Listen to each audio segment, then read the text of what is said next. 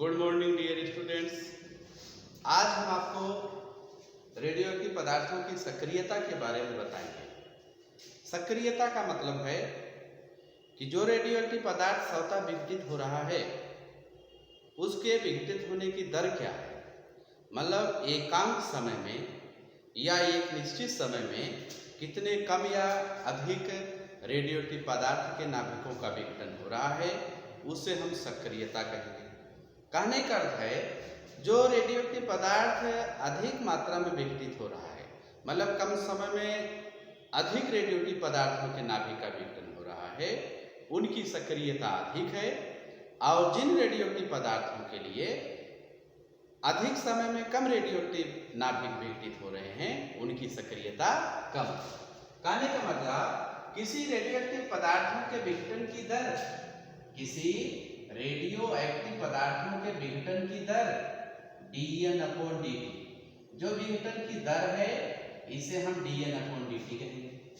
किसी रेडियोएक्टिव पदार्थों के विघटन की दर, रेडियोएक्टिव पदार्थों के विघटन की दर सक्रिय परमाणुओं की संख्या के समानुपाती होता है, और इसी हम रेडियोएक्टिव पदार्थों के विघटन की दर को हम सक्रियता कहते हैं। जो रेडियोएक्टिव पदार्थों का विघटन हो रहा है इसे विघटन की दर को हम सक्रियता कहते हैं। अब यहाँ पर आप देखो क्षयता के नियम से, क्षयता के नियम से, क्षयता के नियम में हम देखेंगे कि हमें पता है कि dN/dt बराबर लैम्डा n। जैसे dN/dt बराबर -λn होता है तो इसका मॉडुलस लगा देंगे तो मोड dN/dt बराबर लैम्डा n। इस प्रकार से यहाँ हो जाएगा सक्रियता R बराबर लैम्डा n, सक्रियता R बराबर लैम्डा n। यहाँ जैसे आपको पता है कि n बराबर n0 e की पावर -λt, यहाँ पर n शेष अथवा अविघटित परमाणुओं की संख्या अथवा नाभिकों की संख्या, n0 प्रारंभिक परमाणुओं की संख्या।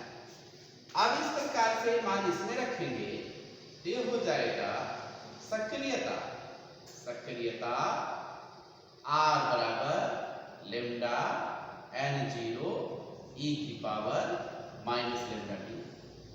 अब हमको ये पता है लैम्डा n0 को हम R0 बोलते हैं। R0 का मतलब प्रारंभिक सक्रियता, R0 को हम कहेंगे यहाँ पर प्रारंभिक सक्रियता।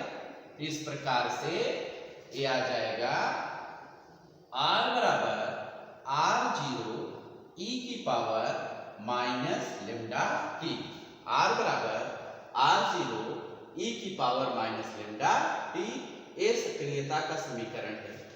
और यहाँ आपको ध्यान रखना है सक्रियता का SI मात्रक, यहाँ पर सक्रियता का SI मात्रक बेकुरल होता है। सक्रियता का SI मात्रक बेकुरल होता है। जो सक्रियता है, सक्रियता का SI मात्रक बेकुरल होता है।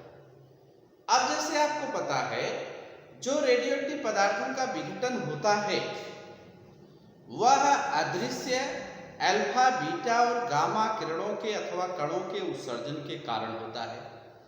अब हम एक एक करके देखेंगे कि अल्फा कण के उत्सर्जन के पश्चात परमाणु के नाभिक पर क्या प्रभाव पड़ता है, बीटा कण के उत्सर्जन के पश्चात परमाणु के नाभिक पर क्या प्रभाव पड़ता है, और गामा कण के उत्सर्जन के पश्चात परमाणु के नाभिक पर क्या प्रभाव पड़ता है। अब इसकी व्याख्या करेंगे।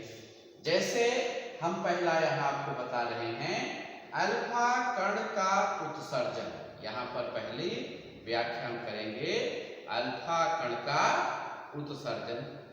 अब यहाँ पर जैसे हमको पता है जो अल्फा कण है वो हीलियम परमाणु का नाभिक है। जो अल्फा कण है वह हीलियम परमाणु का नाभिक है, और इसका मतलब है जैसे हीलियम का परमाणु क्रमांक 2 और द्रव्यमान संख्या 4 है। हीलियम का परमाणु क्रमांक 2 और द्रव्यमान संख्या 4 होती है। इससे अर्थ क्या निकला, जब परमाणु के नाभिक से एक अल्फा कण का उत्सर्जन होता है तो उसके परमाणु क्रमांक में 2 इकाई की कमी और द्रव्यमान संख्या में 4 इकाई की कमी होती है। परमाणु क्रमांक में 2 इकाई की कमी तथा द्रव्यमान संख्या में 4 इकाई की कमी होती है। मतलब यहाँ पर जैसे एक उदाहरण हम लें, 92 यूरेनियम 238 से यहाँ पर अल्फा कण का उत्सर्जन हो रहा है। तो अल्फा कण का उत्सर्जन, अल्फा कण धनावेशित होते हैं।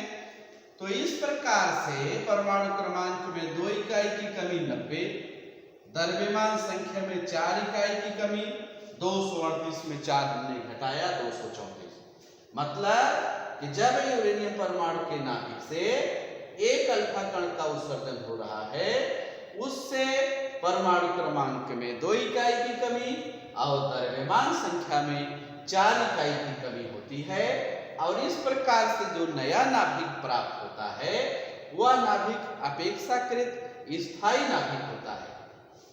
और यहाँ पर +2He4, यहाँ 90 थोरियम 234 +2He4 ए अल्फा कण का उत्सर्जन है। अल्फा कण के उत्सर्जन से परमाणु के नाभिक से भिन्न भिन्न ऊर्जा, मतलब जो सभी अल्फा कण उत्सर्जित होते हैं परमाणु के नाभिक से, सभी अल्फा कण की ऊर्जा समान ना होकर अलग अलग ऊर्जा वाले अल्फा कणों का उत्सर्जन होता है। इसका मतलब ये हुआ जो अल्फा कणों का उत्सर्जन स्पेक्ट्रम है वह रेखीय स्पेक्ट्रम है। जो अल्फा कण का उत्सर्जन स्पेक्ट्रम है वह रेखीय स्पेक्ट्रम है। अब इसके बाद आप देखेंगे बीटा कण का उत्सर्जन। यहाँ पर बीटा कण का उत्सर्जन, अब आप ध्यान देंगे बीटा कण के उत्सर्जन में। अब जैसे आपको पता है जब परमाणु के नाभिक से बीटा प्लस कण का उत्सर्जन होता है, परमाणु के नाभिक से जब बीटा कण का उत्सर्जन होता है, उस स्थिति में पर द्रव्यमान संख्या में किसी प्रकार का कोई परिवर्तन नहीं होता है, परंतु परमाणु क्रमांक में 1 इकाई की वृद्धि अथवा कमी हो जाती है। परमाणु क्रमांक में 1 इकाई की वृद्धि अथवा कमी हो जाती है। यहाँ पर जैसे मान लीजिए कोई तत्व X है, परमाणु क्रमांक Z है, द्रव्यमान संख्या A है, इससे बीटा माइनस कण का उत्सर्जन हो रहा है। देखो तत्व X है, परमाणु क्रमांक Z, द्रव्यमान संख्या A, इससे बीटा माइनस कण का उत्सर्जन हो रहा है। तो परमाणु क्रमांक में 1 इकाई की वृद्धि, परंतु द्रव्यमान संख्या में कोई परिवर्तन नहीं होगा। अब यहाँ पर जस्ट इसका उल्टा अलग, परमाणु क्रमांक Z, तत्व वही X, द्रव्यमान संख्या A, और यहाँ बीटा प्लस कण का उत्सर्जन हो रहा है, तो परमाणु क्रमांक में 1 इकाई की कमी और द्रव्यमान संख्या में कोई परिवर्तन नहीं होता है। इसका मतलब हम ध्यान कैसे रखेंगे, जब बीटा माइनस कण का उत्सर्जन हो रहा है तो परमाणु क्रमांक में 1 इकाई की वृद्धि, और जब बीटा प्लस कण का उत्सर्जन हो रहा है तो परमाणु क्रमांक में 1 इकाई की कमी। मतलब माइनस से प्लस, प्लस से माइनस, इस प्रकार का रिलेशन हम समझेंगे। जब परमाणु से बीटा माइनस कण का उत्सर्जन हो रहा है तो परमाणु क्रमांक में 1 इकाई की वृद्धि, और प्लस कण का उत्सर्जन हो रहा है तो परमाणु क्रमांक में 1 इकाई की कमी। फिर इसके बाद अगला गामा कण का उत्सर्जन। गामा कण का उत्सर्जन, आपको यह बात देखना है, जब किसी परमाणु के नाभिक से, और मुख्यतः रेडियोएक्टिव परमाणु के नाभिक से अल्फा और बीटा कणों का उत्सर्जन होता है तो उस स्थिति में द्रव्यमान क्षति के कारण नाभिक की ऊर्जा में वृद्धि होती है, और उस ऊर्जा के बराबर उस परमाणु के नाभिक से विकिरण के रूप में ऊर्जा उत्सर्जित होती है, और उसी को हम गामा किरण कहते हैं अथवा गामा कण कहते हैं। जो गामा कण होते हैं इनकी चाल प्रकाश की चाल के समान होती है। मतलब इनकी चाल जो है वह प्रकाश के चाल के समान होगी। और जब किसी परमाणु के नाभिक से गामा कणों का उत्सर्जन होता है तो परमाणु क्रमांक अथवा द्रव्यमान संख्या के मान में, जो परमाणु क्रमांक है अथवा द्रव्यमान संख्या में किसी प्रकार का कोई परिवर्तन नहीं होता है, लेकिन वह परमाणु का नाभिक अपनी स्थायी अवस्था में आ जाता है। वह जो परमाणु का नाभिक है अपनी स्थायी अवस्था में आ जाता है। धन्यवाद।